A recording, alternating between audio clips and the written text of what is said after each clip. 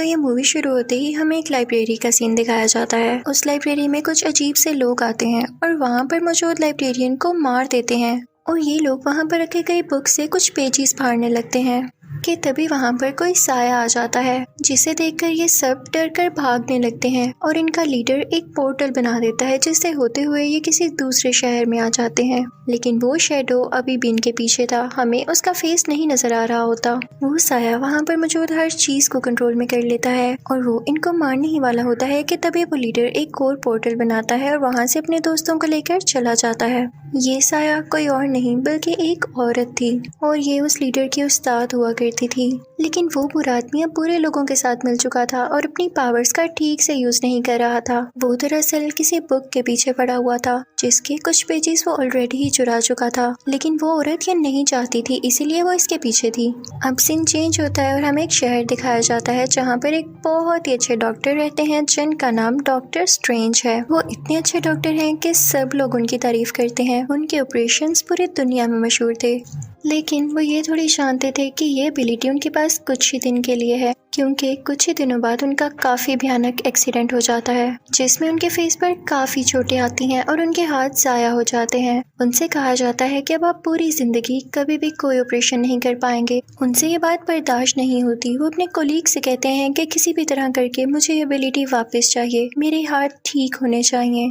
फिर doctor strange को एक फिजियोथेरेपिस्ट के पास इलाज के लिए भेज दिया जाता है। वो फिजियोथेरेपिस्ट भी कमाल का था। उसके बारे में ये मशहूर था कि उसने एक पैरालाइज्ड आदमी को 3 दिन में ठीक कर दिया कि वो चलने के काबिल हो गया और इस बात पर डॉक्टर स्ट्रेंज को यकीन ही नहीं आता। अब हमें ये बताया जाता है कि ये फिजियोथेरेपिस्ट काफी महंगा था, यानी इससे इलाज करवाने के लिए काफी ज्यादा पैसों की जरूरत थी, लेकिन डॉक्टर स्ट्रेंज के पास इतने ज्यादा पैसे नहीं थे तो वो काफी परेशान हो जाते हैं। फिर एक दिन डॉक्टर स्ट्रेंज की फीमेल फ्रेंड उनके पास आती है और कहती है कि मैं तुम्हारी मदद करना चाहती हूँ। तो डॉक्टर स्ट्रेंज उससे भी डांट के वहाँ से भेज देते हैं कि नहीं चाहिए मुझे तुम्हारी मदद, और वो वहाँ से रूठ के यानी नाराज होके चली जाती है। डॉक्टर स्ट्रेंज सीधा वहाँ से उस आदमी से मिलने जाते हैं जो कि पैरालाइज्ड होने के बावजूद 3 दिन में ठीक हो गया, लेकिन वो आदमी डॉक्टर स्ट्रेंज से नहीं मिलता, क्योंकि जब वो पैरालाइज था तो डॉक्टर स्ट्रेंज ने उसका ये सोचकर इलाज नहीं किया कि ये ठीक हो ही नहीं सकता। डॉक्टर स्ट्रेंज उसकी काफी रिक्वेस्ट करते हैं कि प्लीज मुझे बता दो, मैं भी ठीक होना चाहता हूँ। तो वो आदमी कहता है कि ठीक है, मैं आपको बता देता हूँ।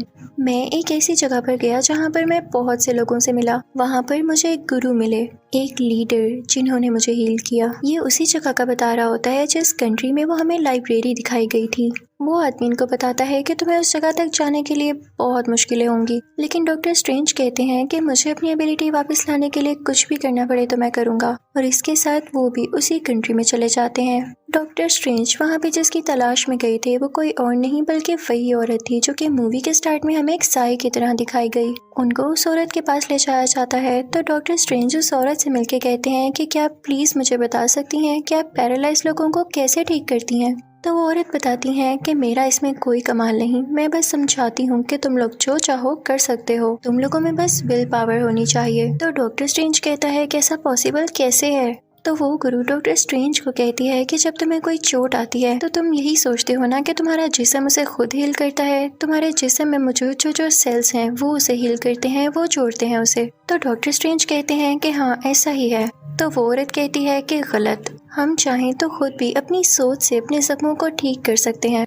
तो डॉक्टर कहता है कि क्या आप वाकई चाहती हैं कि मैं आपकी इन बातों पर यकीन कर लूं? मैं साइंस पे यकीन रखने वाला एक डॉक्टर हूं। मैं किसी भी सोल पर या पावर पर यकीन नहीं रखता, और मेरे पास जितने पैसे थे जिनसे मैं अपना थोड़ा बहुत इलाज करवा सकता था वो मैंने यहाँ आने में वेस्ट कर दिए। मैं कितना पागल हूँ।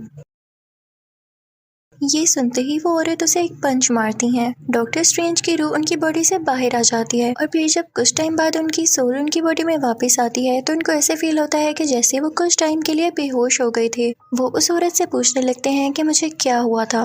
तो वो औरत यानी गुरु उनके सर पर हाथ लगाती हैं। तो डॉक्टर को अजीब अजीब विजन्स आने लगते हैं जिनसे उनको यकीन हो जाता है कि ये सच कह रही थी, इनके पास वाकई पावर्स हैं। लेकिन अब वो गुरु औरत अपने लोगों से कहती हैं कि मैं इसको नहीं सिखाना चाहती कुछ, इसे बाहर निकाल दो। लेकिन डॉक्टर स्ट्रेंज उनसे माफी मांगता है और कहता है कि मैं इन सब पे यकीन नहीं करता था, लेकिन अब मुझे आप पे यकीन आ गया है और मैं सीखना चाहता हूँ। प्लीज मुझे यहाँ से बाहर मत निकालें। और वो वहाँ से जाने के लिए तैयार ही नहीं होता। अब वहीं का एक आदमी उस औरत से कहता है कि उसको माफ कर देना, वो आपसे सीखने आया है तो आप सिखा दें। जरूरी नहीं है कि वो भी उस बुरे आदमी की तरह निकले जिसने उस बुक के पेजेस चुराए थे। और वो उस गुरु को बताता है कि डॉक्टर स्ट्रेंज एक बहुत ही काबिल इंसान है और दुनिया को उनकी जरूरत है। अगर आप उन्हें ठीक कर देंगी तो इसमें सबका फायदा होगा।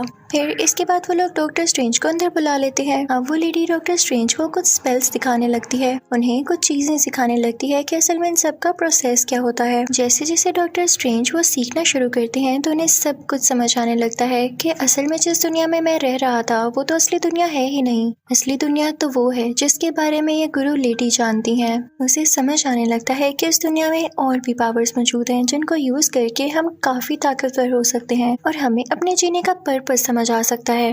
अब यहाँ पर डॉक्टर स्ट्रेंज उस औरत की हर बात मान रहे थे। वो जो जो बुक्स पढ़ने के लिए दे रही थी उसको पढ़ भी रहे थे और साथ ही साथ उस लेडी का जो सबसे अच्छा स्टूडेंट था जिसने डॉक्टर स्ट्रेंज की फेवर की थी कि इसे अंदर बुला लिया जाए, वो भी डॉक्टर स्ट्रेंज की अब हेल्प कर रहा था कि तुमने किस तरह से स्पेल करना है और कैसे सब कुछ बनाना है। लेकिन डॉक्टर स्ट्रेंज से कुछ नहीं हो रहा होता। तो तभी वहाँ पर वो गुरु लेडी आ जाती हैं और सबसे कहती हैं कि तुम सब चले जाओ सिवाय डॉक्टर स्ट्रेंज के। और फिर उसके बाद वो एक छोटा सा पोर्टल बनाती हैं जिसकी वजह से वो और डॉक्टर स्ट्रेंज माउंट एवरेस्ट पर पहुंच जाते हैं। वहाँ पर बहुत ही ज्यादा सर्दी होती है तो वो गुरु लेडी डॉक्टर स्ट्रेंज से कहती हैं कि अगर तुम ना जान पाओ कि तुम्हें यहाँ पर कैसे सरवाइव करना है तो तुम आधा घंटा भी यहाँ ना निकाल सको। और ये कह के वो वहाँ से चली जाती हैं। दरअसल ये उसके लिए एक टेस्ट था, एक आजमाइश थी, ये देखने के लिए कि उसमें ये पावर्स अभी तक कितनी डेवलप हो चुकी हैं और क्या वो इस काबिल है कि खुद को बचा सके। उस गुरु लेडी का स्टूडेंट उनसे कहता है कि हमें उसे वापस लेके आना चाहिए, उसने अभी तक कुछ नहीं सीखा। तो वो गुरु लेडी कहती हैं कि उसे थोड़ा वक्त दो, वो सब सीख जाएगा, मैं समझ चुकी हूँ।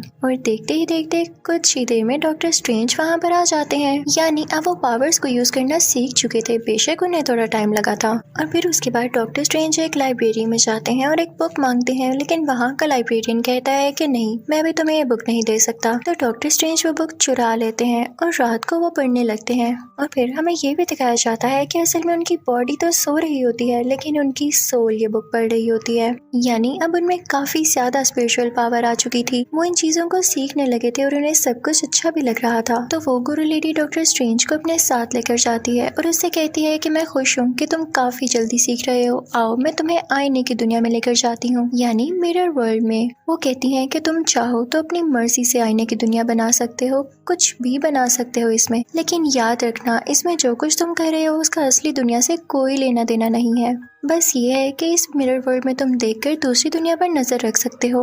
अब आहिस्ता आहिस्ता डॉक्टर स्ट्रेंज सारी बातें समझने लगता है कि अचानक एक दिन उसके दिल में ख्याल आता है कि उस बुक में ऐसी आखिर क्या बात है कि उसको उस आदमी ने चुरा लिया जिसके पीछे एक गुरु लेडी पड़ी हुई थी। वो लाइब्रेरी जाता है, वहाँ पर कोई भी नहीं होता तो वो उस बुक को पढ़ने लगता है जिसके कुछ पेजेस अभी भी मिसिंग थे। वो देखता है कि उस बुक में कोई चीज बनी हुई है और सेम वैसी ही चीज उनके सामने भी पड़ी होती है जिसे वो अपने गले में पहन लेते हैं। और उसके बाद वो बुक को दोबारा पढ़ना शुरू करते हैं। उन्होंने जो एक छोटा सा पोर्टल तैयार किया होता है, जब वो उसे घुमाते